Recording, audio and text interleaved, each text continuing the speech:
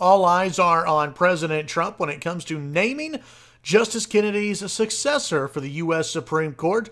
And Susan Collins said it shouldn't be anyone who's going to overturn Roe versus Wade. Hey, everybody. I'm Chad Hasty, host of the Chad Hasty Show, which airs weekday mornings, 8:30 to 11 a.m. Central Time on News Talk 95.1 FM and 790 a.m. KFYO. President Trump is poised to name his pick for the U.S. Supreme Court on July 9th. We may know sooner than that who it's probably going to be.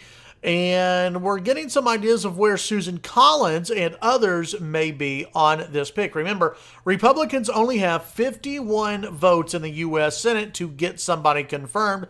John McCain, well, he's not going to be showing up for work anytime soon. So that drops the number to 50. So Republicans really don't have a lot of wiggle room when it comes to losing Republican senators. I know Republicans, conservatives were, spiking the ball, all celebrating this past week when Justice Kennedy announced that he was going to retire. But this is why you're seeing, a little bit of a delicate dance here by some Republicans, because they need to make sure that Susan Collins and Lisa Murkowski, two Republican senators who favor abortion, have no problem with it, they've got to make sure they're 100% on board.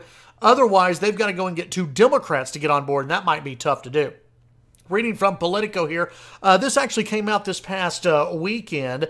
Susan Collins saying the new justice should not favor overturning Roe versus Wade. Senator Susan Collins said this past Sunday that President Donald Trump's nominee to the Supreme Court should not seek to overturn Roe versus Wade, a landmark decision that enshrined abortion rights in the United States. Quote, Roe versus Wade is a constitutional right, and that is well established, Collins said on CNN's State of the Union. And no less an authority than Chief Justice John Roberts said that repeatedly in his confirmation hearing. Trump last week said he wouldn't ask a potential Supreme Court nominee about abortion rights, a departure from his stance on the campaign trail, when he said that he would nominate to the Supreme Court only people who oppose abortion. Susan Collins saying, quote, I think that what he said as a candidate may not have been informed by the legal advice he has now. Collins told Jake Tapper it would be inappropriate for him to ask a nominee how he or she would rule on a specific issue. Let's see. You look at Collins also on this, was on ABC this week. She said that basically the same thing, according to Politico. And by the way, there was a report out as well that she doesn't believe that Neil Gorsuch would vote to overturn Roe versus Wade. I don't think it's a slam dunk that whoever gets picked, Roe versus Wade, is overturned. I said that in a previous video, and I still believe that. And there are a number of reasons why there's no slam dunk. And by the way, I do want to comment on this.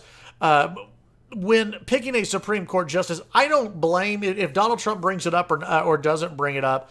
Most judges aren't going to just comment on a case before they hear it. I've had many judicial candidates on my show, and it's hard to interview them because you can't ask them about potential cases. You can't ask them about that because they don't want to give away. They want to stay impartial. Remember, they're a judge. They want to stay impartial on it, so they don't want to really have a lot of a paper trail. They don't want a lot of public comments. Senator John Cornyn was blasted by one group over the weekend for saying that he doesn't want somebody with a public stance on Roe versus Wade. Come on, give me a break. Of course he doesn't, because most judges won't have an official stance on it.